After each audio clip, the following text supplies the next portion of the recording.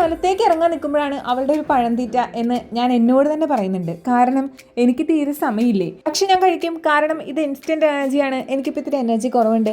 ഇന്ന് എനർജി നല്ലപോലെ വേണ്ടിയ ദിവസമാണ്. കാരണം ഞാനിന്ന് തെണ്ടി നടക്കാനാണ് പോണത്.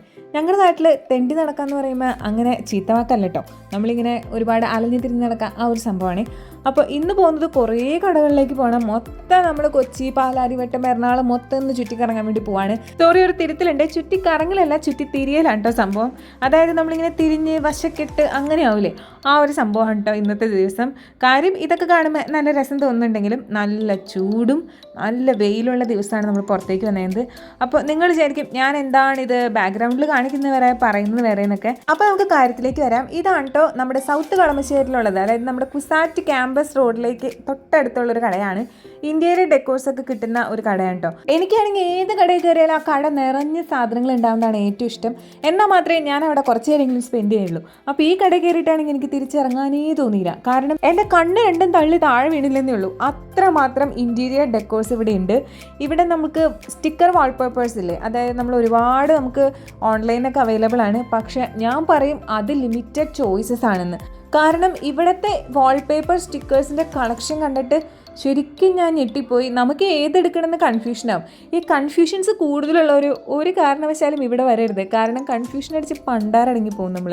ഇത് പെയ്ഡ് പ്രൊമോഷനൊന്നും അല്ല കേട്ടോ, എനിക്ക് ഭയങ്കരമായിട്ട് ഇഷ്ടപ്പെട്ടിട്ട് ഞാൻ നിങ്ങളോട് പറയുന്നതാണ്. നമുക്ക് ചില കാര്യങ്ങൾ കാണുമ്പോൾ നമുക്ക് ഭയങ്കര അതിശയം തോന്നൂലേ, അങ്ങനത്തെ ഒരു അതിശയത്തിലും എക്സൈറ്റ്മെൻറ്റിലായിരുന്നു ഞാനിപ്പോൾ ഇത് കാണുമ്പോൾ വീണ്ടും വീണ്ടും എഡിറ്റ് ചെയ്യാൻ വേണ്ടി ഇങ്ങനെ എടുക്കുമ്പോഴും ഞാൻ എക്സൈറ്റ്മെൻറ്റിലാണ്. കാരണം എന്തുമാത്രം കളക്ഷൻസ് ആണെന്നറിയോ. ഇതേപോലെ നമുക്ക് വാളിൽ എന്തൊക്കെ ചെയ്യാൻ പറ്റുമോ, എന്തോരം ഡിസൈൻ വെക്കാൻ പറ്റുമോ, എങ്ങനെയൊക്കെ ഭംഗിയാക്കി എടുക്കാൻ പറ്റുമോ നമ്മുടെ ചുവര്, അത്രയും ഭംഗിയാക്കി എടുക്കാനുള്ള ഐറ്റംസാണ് ഇവിടെ ഉള്ളത്. ബഡ്ജറ്റ് ഫ്രണ്ട്ലി ആണോ എന്ന് വെച്ച് കഴിഞ്ഞാൽ അത്രയ്ക്ക് ബഡ്ജറ്റ് ഫ്രണ്ട്ലി ആയിട്ട് എനിക്ക് തോന്നിയില്ല. കാരണം നമുക്കിപ്പോൾ ഓൺലൈൻ വഴിയൊക്കെ വാങ്ങുകയാണെങ്കിൽ ഒരുപാട് ഇങ്ങനെ തപ്പിക്കഴിഞ്ഞാൽ നമുക്ക് ഇഷ്ടപ്പെട്ട സംഭവങ്ങളൊക്കെ കിട്ടുമായിരിക്കും. എന്നാൽ പോലും നമ്മൾ സ്വന്തമായിട്ട് നമ്മളവിടെ പോയി നമുക്ക് ഇഷ്ടപ്പെട്ട സാധനം ഒന്ന് തൊട്ട് നോക്കി നമ്മളതിൻ്റെ ആ ഒരു ക്വാളിറ്റിയൊക്കെ നമ്മൾ തന്നെ ഒന്ന് അസസ് ചെയ്ത് വാങ്ങുമ്പോൾ കിട്ടുന്ന ആ ഒരു ഫീല് ഇവിടെ വരുമ്പോഴായിരിക്കും എന്നെനിക്ക് തോന്നിയിട്ടുണ്ട്. എനിക്ക് കൂടുതലും ഇങ്ങനെയുള്ള സംഭവങ്ങൾ ഡെക്കോർ ഐറ്റംസ് ഒക്കെ കണ്ണ് നിറയെ കണ്ട് അതിനകത്തുനിന്ന് സെലക്ട് ചെയ്യുമ്പോൾ കിട്ടുന്ന ആ ഒരു സന്തോഷം അങ്ങനെ ഫീൽ ചെയ്യാനാണ് എനിക്കിഷ്ടം. മെജോറിറ്റി ആൾക്കാർക്ക് അത് തന്നെയായിരിക്കും ഇഷ്ടം. പിന്നെ പുറത്തൊക്കെ ഇറങ്ങിപ്പോയി ചൂടത്തും വെയിലത്തൊക്കെ നമ്മൾ പർച്ചേസ് ചെയ്യാൻ നിൽക്കുമ്പം എല്ലാവർക്കും ഒരു ബുദ്ധിമുട്ടുള്ളതുകൊണ്ടാണ് ഇപ്പം ഓൺലൈൻ വഴിയൊക്കെ നമ്മൾ കൂടുതലും വാങ്ങാമെന്ന് എനിക്ക് തോന്നിയിട്ടുള്ളത്. ഇതുമേ എല്ലാം ഇങ്ങനെ ഡോണ്ട് ടച്ച് എന്നുള്ളൊരു സംഭവം എഴുതി വെച്ചിട്ടുണ്ട് കേട്ടോ. പക്ഷെ ഞങ്ങളെല്ലാം ടച്ച് ചെയ്ത് നോക്കി എടുത്ത് നോക്കി അതിൻ്റെ എല്ലാ വശവും ചെക്ക് ചെയ്തിട്ടൊക്കെയാണ് നമ്മൾ വാങ്ങിച്ചിട്ടുണ്ടായിരുന്നത്. ഈ ഡോണ്ട് ടച്ച് എന്ന് എഴുതി വെച്ചിട്ടുണ്ടെങ്കിൽ പോലും നമുക്ക് എന്തെങ്കിലും സംഭവങ്ങൾക്ക് കേടുപാട് വരുവാണെങ്കിൽ നമ്മളതിനെ ബെയർ ചെയ്യേണ്ടി വരും. ഫിനാൻഷ്യലി നമ്മളത് പേ ചെയ്താലേ നമുക്ക് അവിടുന്ന് പുറത്തിറങ്ങാൻ പറ്റുള്ളൂ, അതറിയാം. എന്നാലും നമ്മളിങ്ങനെയൊക്കെ ചെയ്യും. നമുക്ക് മലയാളികളുടെ ഒരു പ്രത്യേകതയാണല്ലോ, എന്ത് ചെയ്യരുത് എന്ന് പറയുന്നതിനാണല്ലോ നമ്മൾ ചെയ്യാനായിട്ട് കൂടുതൽ ആഗ്രഹം പ്രകടിപ്പിക്കുക. അങ്ങനെയല്ല, നമ്മളൊരു സാധനം വാങ്ങാൻ പോകുമ്പോൾ നമുക്ക് അതിൻ്റെ ക്വാളിറ്റി അറിയണം, നമ്മളത് തൊട്ട് നോക്കണം എന്നുള്ളത് നമ്മുടെ ആവശ്യമാണല്ലോ, അതുകൊണ്ട് ചെയ്തതാണ് കേട്ടോ. ഈ 2 വാൾപേപ്പേഴ്സ് നമ്മൾ വാങ്ങിച്ചിട്ടുണ്ടായിരുന്നു. വാൾപേപ്പറിൻ്റെ ഒരു ഗംഭീര കളക്ഷൻസ് ആണ്.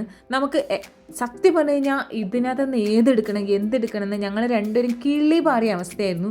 അത്രയും കളക്ഷനായിരുന്നു. നമുക്ക് നോർമലി സ്റ്റിക്കർ ഇങ്ങനെ പൊളിച്ചൊട്ടിക്കുന്ന ടൈപ്പ് ഉണ്ടായിരുന്നു, അതല്ലാതെ ഗം അവർ തന്നെ പ്രൊവൈഡ് ചെയ്തിട്ട് അല്ലാതെ തന്നെ സെപ്പറേറ്റ് വരുന്നുണ്ടായിരുന്നു. പിന്നെ നല്ല കട്ടിയുള്ള തരത്തിലുള്ള വാൾപേപ്പേഴ്സ് ഉണ്ടായിരുന്നു. സ്ക്വയർ പീസസിൽ അവൈലബിൾ ആയിട്ടുള്ള വാൾപേപ്പേഴ്സ് ഉണ്ടായിരുന്നു. എന്തെങ്കിലും ഒരു ദിവസം ഞാൻ എൻ്റെ റൂം മേക്ക് ഓവർ ചെയ്യണമെന്ന് ആഗ്രഹിക്കുന്നുണ്ട്. അന്ന് ഞാൻ ഉറപ്പായിട്ട് ഈ കടയിൽ വീണ്ടും വരും. ഇപ്പോൾ എനിക്ക് വേണ്ടിയല്ല വന്നേക്കുന്നത്, എൻ്റെ ഫ്രണ്ടിന് വേണ്ടിയിട്ടാണ്. അവളുടെ ഒരു വീടിൻ്റെ റെനോവേഷനൊക്കെ നടക്കുന്നതുകൊണ്ട് അവൾക്ക് വേണ്ടി പർച്ചേസ് ചെയ്യാൻ വന്നേക്കുന്നത്. എന്നാൽ പോലും നമ്മൾ അധികം ഒന്നും പർച്ചേസ് ചെയ്തില്ലായിരുന്നു. നമുക്ക് ഈ കടയൊന്ന് കാണണം എന്നുള്ളൊരു ലക്ഷ്യവും കൂടി ഉണ്ടായിരുന്നു കേട്ടോ. കാരണം ഭാവിയിലേക്കും നമുക്ക് യൂസ്ഫുൾ ആണല്ലോ. ഇങ്ങനെ കണ്ടു വെച്ച് കഴിഞ്ഞാൽ നമുക്ക് പിന്നീട് വരുമ്പോൾ നമുക്ക് എവിടെ പോകണം, എന്ത് ചെയ്യണം, ഏതെടുക്കണം എന്നൊക്കെ ഒരു ഐഡിയ ഉണ്ടാവുമല്ലോ. പിന്നെ ഈ ക്ലോക്കിൻ്റെ കളക്ഷൻസിൽ എനിക്ക് കുറച്ച് റേറ്റ് കൂടുതലായിട്ടാണ് ഫീൽ ചെയ്തിട്ടുണ്ടായിരുന്നത്. കുഞ്ഞു ക്ലോക്കിനൊക്കെ 500 റുപ്പീസ് ഉണ്ടായിരുന്നു. അപ്പം വില കുറഞ്ഞതുകൊണ്ട് കൂടിയതുകൊണ്ട് നമ്മൾ അതിനകത്ത് നിന്ന് പിക്ക് ചെയ്തെടുക്കണം എന്നുള്ളതാണ് ഈ ഒരു കടയുടെ പ്രത്യേകത. പിന്നെ മിറർ ഇങ്ങനെ എവിടെ നോക്കിയാലും മിററാണ്. കാരണം വാൾ ഡെക്കോറിലെ ഒരു മെയിൻ ഐറ്റം തന്നെയാണല്ലോ മിറർ. അപ്പം മിറർ കണ്ടു കഴിഞ്ഞാൽ നമുക്കും പ്രാന്ത് ഇളകുമല്ലോ. നമ്മളിങ്ങനെ മിററിലിങ്ങനെ ഞാൻ കംപ്ലീറ്റ് എൻ്റെ ഒരു സൗന്ദര്യം ഞാൻ അങ്ങനെ ആസ്വദിച്ചുകൊണ്ടിരിക്കുകയായിരുന്നു. അങ്ങനെയൊന്നും ഇല്ല കേട്ടോ, നമ്മളിങ്ങനെ വയർത്ത് കുളിച്ചാണ് നിൽക്കണേ. ഞാൻ വന്ന കോലമൊന്നും അല്ല ഇപ്പം ഞാൻ, കാരണം അത്രത്തോളം ചൂടാണ്. നിറയെ ഫാനും കാര്യങ്ങളൊക്കെ ഇട്ടിട്ടുണ്ട്. പക്ഷെ പുറത്തുനിന്ന് അകത്തോട്ട് കയറി വരുമ്പം ഭയങ്കര വെയിലായിരുന്നു. അപ്പോൾ അതിൻ്റെ ഒരു ബുദ്ധിമുട്ടുണ്ടായിരുന്നേ. പിന്നെ ആൻറ്റിക് ടച്ച് വരുന്ന ഒരുപാട് ഐറ്റംസ് ഇവിടെ ഉണ്ടായിരുന്നു. ശരിക്കും പറഞ്ഞു കഴിഞ്ഞാൽ ഇതൊക്കെ നമ്മുടെ വീടിൻ്റെ ഒരു കോർണറിൽ ഇങ്ങനെ സെറ്റ് ചെയ്യുമ്പോൾ എന്തായിരിക്കില്ല ആ ഒരു എസ്തെറ്റിക് ലുക്ക്. നമ്മൾ ചില ഹൗസ് വാമിങ്ങിനൊക്കെ പോകുമ്പോൾ നല്ല രീതിയിൽ ഇൻറ്റീരിയർ വർക്ക്സ് ഒക്കെ ചെയ്തിട്ടുള്ള ഒരു വീടാണെങ്കിൽ ഞാൻ പലപ്പോഴും ആലോചിക്കാറുണ്ട്, ഓരോരോ ഐറ്റംസ് കാണുമ്പോൾ എത്രത്തോളം ആലോചിച്ചിട്ടായിരിക്കും അല്ലെങ്കിൽ എത്രത്തോളം മനസ്സിൽ വിചാരിച്ചിട്ടായിരിക്കും ഇവർ ഈ നല്ല ഭംഗിയുള്ള സംഭവങ്ങളൊക്കെ ഇങ്ങനെ പിക്ക് ചെയ്ത് അവരുടെ വീടിൻ്റെ ഒരു കോർണറിൽ എന്ത് വെക്കണം എന്നുള്ളതിനെ പറ്റിയിട്ട് അവർക്ക് നല്ല ധാരണ ഉള്ളതുകൊണ്ടായിരിക്കും ഓരോ ഐറ്റം കാണുമ്പോൾ നമുക്ക് അത്ര ഭംഗി അതിനകത്ത് ഫീൽ ചെയ്യുന്നത്. ഒരു വീട് എന്നുള്ളത് എല്ലാവരുടെയും സ്വപ്നമാണ്. അതിനകത്ത് ഇതേപോലെ വർക്ക് ചെയ്യുമ്പോൾ നമ്മളും മനസ്സിൽ ഒരുപാട് സ്വപ്നം കണ്ടിട്ടായിരിക്കും അത് ചെയ്യുന്നുണ്ടാവുക.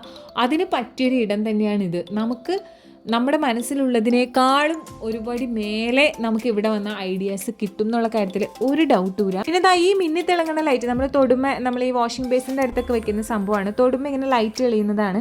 പക്ഷെ അത് കത്തുന്നുണ്ടായിരുന്നില്ല കേട്ടോ. പിന്നെ നമുക്ക് എല്ലാ കാര്യങ്ങളും ഇങ്ങനെ പറഞ്ഞു തരാൻ വേണ്ടിയിട്ട് അവിടെ സ്റ്റാഫ് കാര്യങ്ങളൊന്നും എല്ലാവരും ഭയങ്കര തിരക്കിലായിരുന്നു. ഞാനിപ്പോൾ നോർമലി വീഡിയോസ് എടുക്കുന്ന പോലെ എടുത്തുന്നേ ഉള്ളൂ. പിന്നെ കുറേ താഴുകളുണ്ടായിരുന്നു, ആമയുടെ, സിംഹത്തിൻ്റെ, മീനിൻ്റെ, എന്ത് വേണം. പിന്നെ ഇതേപോലെ പൊട്ടുന്ന ഐറ്റംസിലായിരുന്നു എൻ്റെ ശ്രദ്ധ കൂടുതൽ.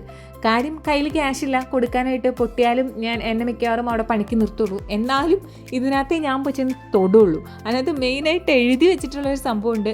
ഇപ്പം ഞാൻ നിങ്ങളെ വായിച്ച് കാണിച്ചു തരാം കേട്ടോ. ഡിസ്ക്ലെയിമറാണ്, എന്നാലും ഞാൻ അതേ ചെയ്യും. പൊട്ടുന്ന ഉൽപ്പന്നങ്ങൾ കൈകാര്യം ചെയ്യുമ്പോൾ സൂക്ഷിക്കുക, കേടുപാടുകൾ സംഭവിച്ചാൽ വില ഈടാക്കുന്നതാണ്. അപ്പോൾ അത്രയും വില കൊടുക്കാനില്ലാത്തതുകൊണ്ട് നമ്മളവിടെ നിന്ന് ഇറങ്ങി. നല്ല പൊരിഞ്ഞ വെയിലുള്ള ദിവസമായിരുന്നുകൊണ്ട് തന്നെ നമ്മൾ കുടിക്കേണ്ടത് തണുത്തായിട്ട് എന്തെങ്കിലും ആണല്ലോ. പക്ഷേ നമുക്ക് തണുത്ത് കുടിക്കാനല്ല തോന്നിയത്. നമ്മൾ പായസം കണ്ടപ്പോൾ നമ്മൾ വണ്ടി അവിടെ അറിയാതെ അങ്ങ് ബ്രേക്ക് ചവിട്ടി. അപ്പോൾ പായസം വാങ്ങിച്ചത് പക്ഷേ കയ്യിൽ കിട്ടിയപ്പോഴാണ് മനസ്സിലായത് എടുത്ത തീരുമാനം ഭയങ്കര തെറ്റായിപ്പോയി എന്നുള്ളത്. കാരണം ഇതിപ്പോൾ എങ്ങനെ കുടിക്കാനാ? പിന്നെ ആഗ്രഹം തോന്നിയതല്ലേ. പിന്നെ പായസത്തിൻ്റെ ആ സ്മെല്ലും നമുക്ക് മൊത്തത്തിലത് കുറച്ച് കഴിയുമ്പോൾ നമ്മൾ കുടിച്ചു. നമ്മൾ ആദ്യം വിചാരിച്ചു തണുത്ത് ആറിയിട്ട് കുടിക്കാമെന്ന് വിചാരിച്ചു. പക്ഷെ വണ്ടി ഓടിക്കുന്ന സമയത്ത് അത്രയും തിളച്ച പായസമാണ്. അപ്പോൾ നമ്മുടെ കയ്യിലിരിക്കുമ്പോൾ അത്ര സേഫ് അല്ലാന്ന് തോന്നിയുകൊണ്ട് നമ്മളവിടെ വണ്ടി ഒതുക്കി പതുക്കെ കുടിച്ച് ഇങ്ങോട്ട് വന്നു. പിന്നെ നിങ്ങളിപ്പോൾ കാണുന്നതാണ് A to Z പാക്കിംഗ്. ചെറിയ ചെറിയ ബിസിനസ്സൊക്കെ തുടങ്ങാൻ ആഗ്രഹിക്കുന്ന ആൾക്കാർ അല്ലെങ്കിൽ ചെയ്തുകൊണ്ടിരിക്കുന്ന ആൾക്കാർക്ക് പറ്റിയൊരു സ്ഥലമാണിത്. കാരണം എവറിത്തിങ് നമുക്ക് ഒരു ബിസിനസ് അല്ലെങ്കിൽ നമ്മളെ ലൈഫിൽ എന്ത് സാധനം നമ്മൾ പാക്ക് ചെയ്യുമല്ലോ, ഒരു മുട്ടുസൂചി വരെ പാക്ക് ചെയ്യാനുള്ള ഐറ്റംസ് ഇവരിവിടെ പ്രൊവൈഡ് ചെയ്യുന്നുണ്ട്. അതും വില എന്ന് പറഞ്ഞു കഴിഞ്ഞാൽ തുച്ഛമാണ്. ഈ ഒരു ബോട്ടിലിൻ്റെ വില എന്നൊക്കെ പറയുന്നത് 22 രൂപ, 20 രൂപ, 18 രൂപ, 7 രൂപ അങ്ങനെയൊക്കെയാണ്. ആ കേക്ക് ടിന്നിനൊക്കെ 35 രൂപ, 30 രൂപ അങ്ങനെ എന്തൊക്കെയുള്ളൂ. ഈ ഒരു ബോട്ടിലിന് 27 രൂപയാണ്. നമ്മൾ കടയിൽ ചെന്ന് കഴിഞ്ഞാൽ നോർമൽ ഷോപ്സിൽ നമുക്ക് ഒരിക്കലും കിട്ടത്തില്ല 150 രൂപ, 85 രൂപ എന്നൊക്കെ പറയുന്ന സാധനങ്ങളൊക്കെ ഇവിടെ 12ഉം 11 രൂപയ്ക്കാണ് കിട്ടുന്നത്. ഒറ്റ പീസായിട്ടും കിട്ടും. ഒരുപാട് വാങ്ങിച്ചിട്ടുണ്ടായിരുന്നു കേട്ടോ. ഒറ്റ പീസായിട്ട് തന്നെ ഇവരുടെ ഏറ്റവും വലിയ പ്രത്യേകത കേട്ടോ. കാരണം ബൾക്കായിട്ടാണ് ഇങ്ങനെയുള്ള കാര്യങ്ങൾ എല്ലാവരും കൊടുക്കാറുള്ളത്. പക്ഷേ ഈ കട അങ്ങനെയല്ല. നമുക്ക് ഒരു പീസ് വേണമെങ്കിൽ 22 രൂപയുടെ ഒരു കുപ്പിയാണെങ്കിൽ അല്ലെങ്കിൽ ഒരു ബോട്ടിലാണെങ്കിൽ നമുക്കത് അങ്ങനെ എടുക്കാം. ഇപ്പോൾ എന്ത് സാധനമായാലും അങ്ങനെ തന്നെ അവർ തരും. ഇത്ര ഐറ്റംസാണ് ഞാൻ വാങ്ങിച്ചിട്ടുണ്ടായിരുന്നത്. കുറേ സിപ്ലോക്ക് കവേഴ്സൊക്കെ ഉണ്ടായിരുന്നു. കൂടുതലും ബിസിനസ് ചെയ്യാൻ ആഗ്രഹിക്കുന്ന ആൾക്കാരെ കോൺസെൻട്രേറ്റ് ചെയ്തിട്ടുള്ളൊരു കടയാണിത്. എന്നാൽ പോലും ഞാൻ പോയത് എൻ്റെ ഒരു ഫ്രണ്ടിന് വേണ്ടിയിട്ടാണെങ്കിലും ഞാനും അവിടെ നിന്ന് ഇതേപോലെ കുറച്ച് സാധനങ്ങളൊക്കെ വാങ്ങിച്ചു. ഇതേപോലെ പാക്കിങ്ങിന് ഉപയോഗിക്കുന്ന കുറേ റാപ്പേഴ്സും അങ്ങനെ ഒരുപാട് സാധനങ്ങൾ അവിടെ ഉണ്ടായിരുന്നു. അതൊക്കെ എല്ലാം കഴിഞ്ഞ് വന്നപ്പോൾ നമ്മൾ അതിൻ്റെ സൈഡിൽ ആവശ്യമായിക്കൊണ്ടിരിക്കുകയാണ്. അപ്പം നമ്മുടെ എനർജി നമ്മൾ റീലോഡ് ചെയ്യണമല്ലോ. അപ്പോൾ അതിന് വേണ്ടിയിട്ട് ഫുഡ് കഴിക്കാൻ കയറി. പക്ഷേ ഇപ്പം ഞാൻ ഈ കടിച്ചുകൊണ്ടിരിക്കുന്ന ബർഗർ എൻ്റെ ഒരു തെറ്റായ തീരുമാനമായിരുന്നു. രണ്ടാമത്തെ എൻ്റെ തെറ്റായ തീരുമാനമാണിത്. കാരണം അവളവിടെ കുഴിമന്തിയാണ് കഴിച്ചത്. എനിക്ക് അതാണ് കൂടുതൽ ഇഷ്ടപ്പെട്ടത്. എന്നാലും അവളുടെ നിന്ന് കൈയിട്ട് വാരി നമ്മളത് തൃപ്തിപ്പെടുത്തുമല്ലോ. അങ്ങനെ ഞങ്ങൾ അവിടെ നിന്ന് ഭക്ഷണമൊക്കെ കഴിച്ചിറങ്ങി. ഭക്ഷണം കഴിച്ച് കഴിഞ്ഞപ്പോൾ എനിക്കൊരുമാതിരി നമ്മളിങ്ങനെ കിക്കാവൂലേ, നമുക്കിനി വണ്ടി ഓടിക്കാനും വയ്യ, കറങ്ങാൻ പോകാനും വയ്യ. ഇനി നമുക്ക് ലുലു മാൾ പോകാനുണ്ട്. അതാണ് നമ്മുടെ ഒരു പ്രത്യേകത. നമുക്ക് ഇനി ഡെസ്റ്റിനേഷൻസ് നമ്മുടെ ഫ്രണ്ടിൽ ഇങ്ങനെ കിടക്കുകയാണ്. പക്ഷെ നമ്മൾ ടയേർഡാണ്. എന്തായാലും നമ്മൾ ഒരു 5 മിനിറ്റ് അവിടെ വിശ്രമിച്ചതിന് ശേഷം നമ്മൾ വീണ്ടും പുറത്തേക്ക് ഇറങ്ങി. പിന്നെ നമ്മൾ നേരെ പോയത് നേരത്തെ പറഞ്ഞ പോലെ നമ്മുടെ ലുലു മാളിലോട്ടാട്ടോ. ലുലു മാളിൽ കയറി കഴിഞ്ഞാൽ പിന്നെ നമ്മൾ ആ സമയത്ത് നമ്മളിങ്ങനെ അലഞ്ഞു തിരിഞ്ഞ് നടക്കുമ്പോൾ നമ്മുടെ കാലുവേദന അറിയില്ല. പക്ഷെ വീട്ടിൽ വന്ന് നമ്മൾ ഉറങ്ങാൻ കിടക്കുമ്പോൾ അറിയാം നമ്മുടെ കാലിങ്ങനെ തരിക്കും, നല്ല വേദനയായിരിക്കും. കാരണം നമ്മൾ ലുലു മോൾ എന്ന് പറഞ്ഞു കഴിഞ്ഞാൽ നമ്മളിങ്ങനെ കാഴ്ചകളാണല്ലോ. അപ്പോൾ കണ്ണിന് നമ്മളിങ്ങനെ കാഴ്ചകൾ കണ്ടു മയങ്ങുമ്പോൾ നമ്മൾ എന്തോരം നടക്കുന്നുണ്ടെന്ന് നമ്മൾ ആക്ച്വലി തിരിച്ചറിയാറില്ല. അതേപോലെ ഞങ്ങൾ ഇന്നും കുറേ അലഞ്ഞു തിരിഞ്ഞ് നടന്നു. അതിൻ്റെ ഇടയിൽ നമ്മുടെ ഗൂഗിൾ അമ്മച്ചിന് ഓരോരോ വേലത്തരങ്ങളെ നമ്മൾ കുറേ പ്രാവശ്യം വഴിയൊക്കെ തിരിച്ചിട്ടുണ്ടായിരുന്നു. പിന്നെ എക്സ്കർഷന് കുട്ടികൾ വന്നിട്ടുണ്ടായിരുന്നു. അവരുടെ ഹാപ്പിനെസ്സും കാണാൻ നല്ല രസമായിരുന്നു. പിന്നെ നമ്മൾ അവിടെ ചെന്ന് കഴിഞ്ഞാൽ മെയിനായിട്ട് കഴിക്കുന്ന ഒരു സംഭവമുള്ള സോഫ്റ്റി. അപ്പം അതും കൂടി കഴിച്ച് കഴിഞ്ഞപ്പം അങ്ങനെ ലുലു മോളിനോട് ഞാൻ അന്നത്തെ ദിവസം വിട പറഞ്ഞു. കാരണം ഇനി ഒരു നിമിഷം പോലും അവിടെ നിൽക്കാനുള്ള ആംബിയർ എനിക്കില്ല. അത് കഴിഞ്ഞ് അവളുടെ വീട്ടിൽ വന്ന് അവളെയും ഡ്രോപ്പ് ചെയ്ത് അവിടെ നിന്ന് ഒരു നാരങ്ങ വെള്ളം കുടിച്ച് ഞാൻ നേരെ വീട്ടിൽ പോയി. അപ്പം അങ്ങനെ ഇന്നത്തെ ഷോപ്പിംഗ് കഴിഞ്ഞു.